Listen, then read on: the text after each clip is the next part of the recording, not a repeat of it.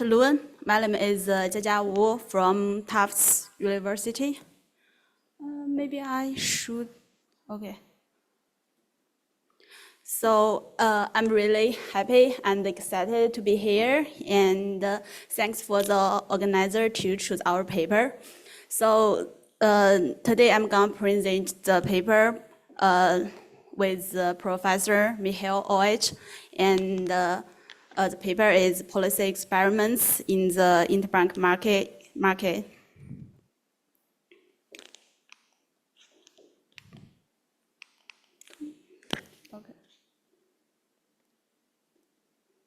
Oh.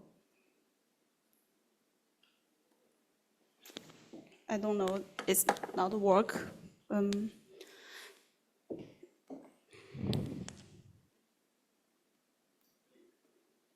I see. So firstly, I'm going to introduce our motivation. So we motivated by a puzzle that the organization of the interbank market is debated and uncertain. It's subject to change. There are significant lessons to be drawn from the great financial crisis, which had the interbank market as its center. For example, the scale of the disruption of the collateralized transactions following the Lehman bankruptcy was vast. According to 2012 study by Gordon and the metric, repo haircuts has increased by about around 43%. Additionally, the market shrank from 5.5 trillion in 2007 to 3.9 trillion in 2014. What is particularly intriguing about the interbank market is its immense importance for systematic risk, especially through the contagion mechanism. Despite extensive data collection, researchers are debating that the market's organization. On one hand, influential studies like those by Craig and Wang Peter in 2014 suggest that the view of the collateralized interbank market as a recovery model slightly improves our standing.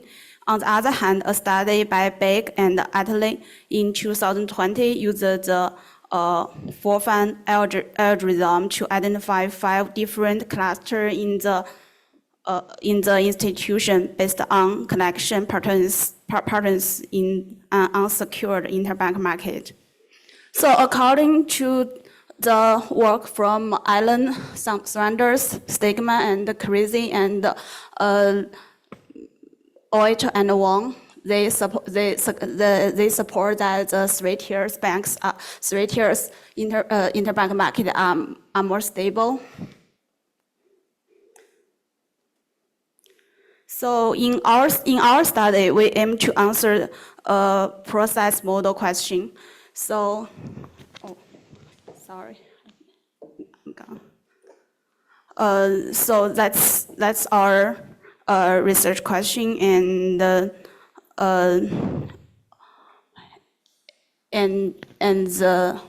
policy experiments stage.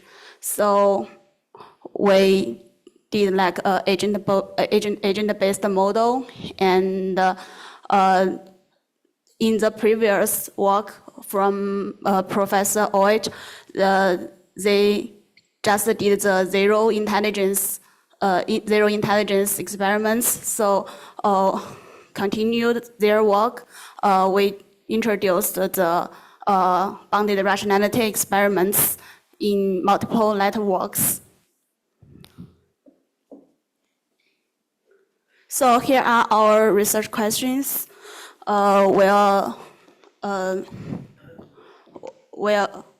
We are focusing on four questions. First one is how financial stable are alternative organization of the intermediate collateral interbank market. The second one is how structurally stable are alternatively network linking arrangements. So we have two different type of linking rules. First one is random network. The second one is preferential network.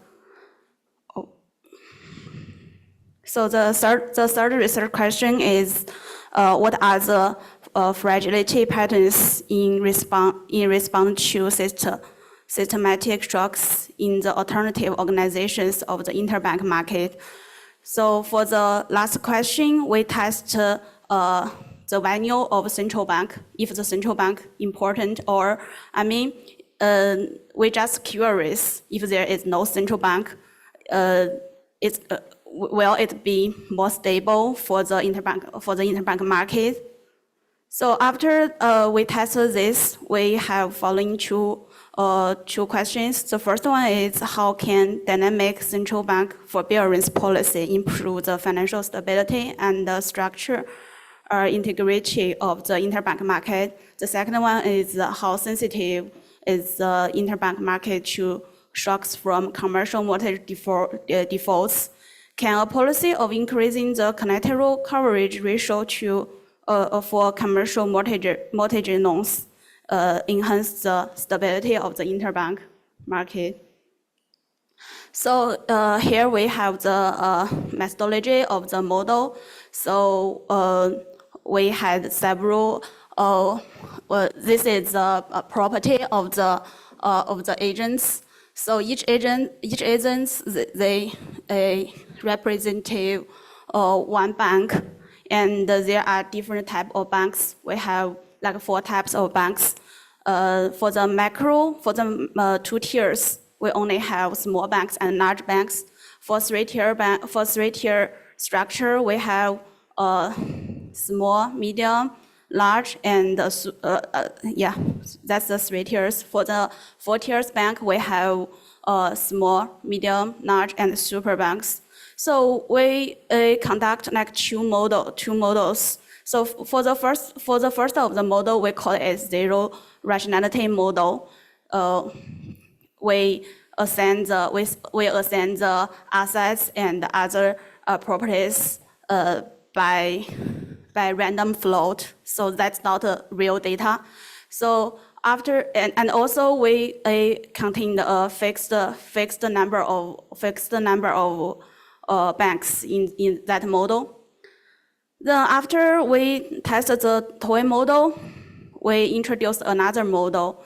We import the empirical data into our bounded rationality model. So we got the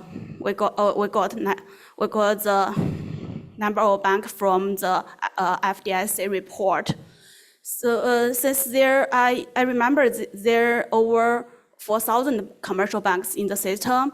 So for simplify, I only take 10% of the small banks, 50% of the medium banks, and the whole large banks. So that's the methodology of our model. So I just made some pseudocode to help you to understand the whole process. So firstly, we set up the environment. For this stage, we have 4 things to do. So initialize the banks, set assets allocation, set liability and ecology, and generate network randomly and preferentially. Then after this step, we update the weights. Update the weights, like the risky weights from Basel III, and also the bank size weights. Then for the next step, we calculated the Tier 1 capital adequacy ratio to test if they are liquidity, they have liquidity issue or not. Then we impose shocks. We have 2 different type shocks. First one is liquidity shock, which means there going to be a flattened withdrawal needs, yeah. And for the commercial shock, it's from the commercial mortgage loans default. Then I just ask those agents to do borrowing and lending in the interbank market. Then I'm going to check. Then I use the model to checking bank forbearance and the minimum capital adequacy policies. So there are three main indicators we are going to focus on in the model. So in our research, so first one is the fragility. We just defined it by ourselves. The fragility going to be the percentage of link lost when the model stopped to run, and then we define the stability as the number of periods it's going to take to reach or fall below 50 links. The next one is the structural integrity. It's a weighted sum index of percentage of tier banks retained.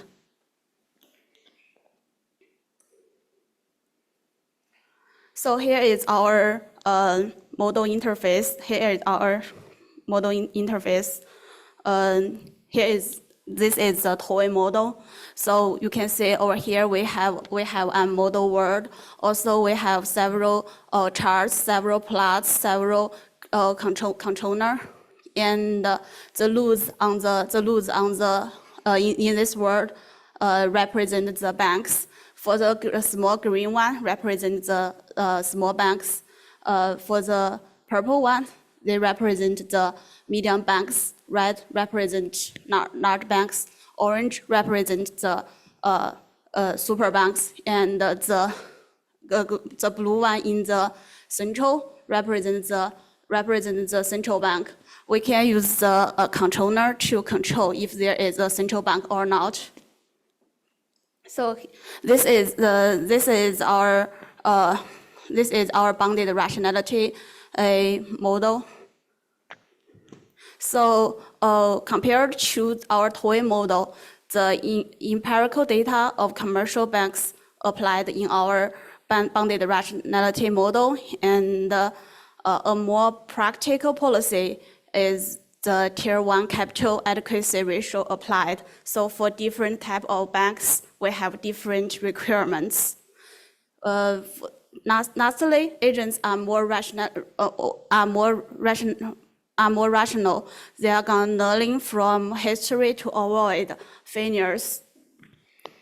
They can take lessons from previous behavior. Yeah, that's some explanation of the model. So I'm gonna skip this way.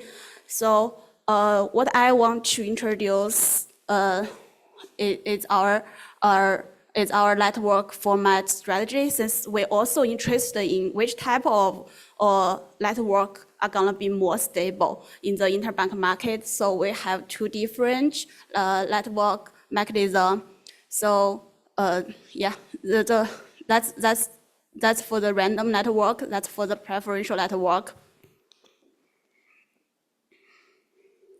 So then we just implement the several experiments in the two different model. So we had just concluded with that when facing the liquidity shock or commercial mortgage default shock, the two-tier stable, the corporate structure gonna be more stable than 3 tiers, than 4 tiers. When compared with the network mechanism, the preferential network gonna be more stable than random network. When we focus on the structure integrity, the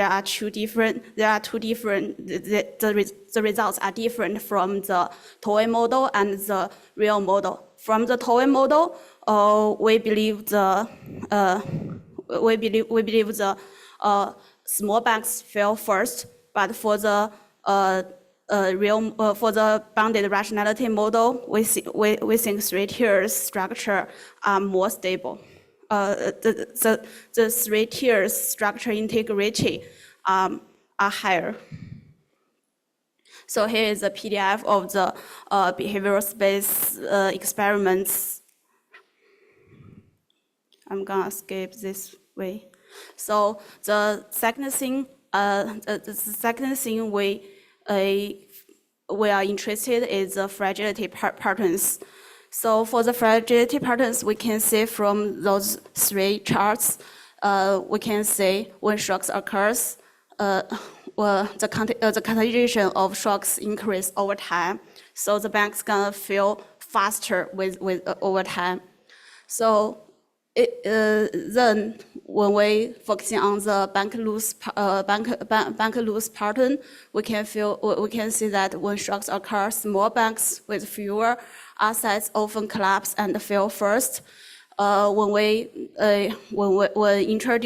introducing the empirical data, the model dynamic change, the first to fail are the medium-sized bank. I'm gonna show two animations. So that's the that's my TOEIC model with three tiers with the central bank. Then it's the bounded rationality model with 4 tiers. We can see over here the medium banks fail first. The large banks will gonna be more resilient. So then I did the experiment. We did the experiments to test the importance of the presence of a central bank. So the results is not. I mean the results is the central bank will improve the stability of the interbank market, regardless it's a 2 tiers, 3 tiers, or 4 tiers. Then we had two policy experiments. So of the central bank, the first one is forbearance policies. So when we improve the maximum forbearance period of the central bank for small sized bank and medium sized bank, we can see it's gonna definitely enhance the stability of the interbank market. The last experiments we implement is to increasing the collateral coverage ratio for commercial mortgage loans.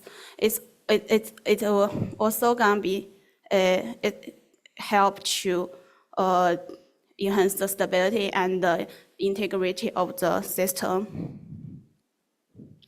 So here are the main contributions we made since the time. I'm gonna skip this way. And that's our conferences, and that's our email address. So I mean, if you guys have any suggestions, or welcome to email me. That's all. Thank you Thank you very much.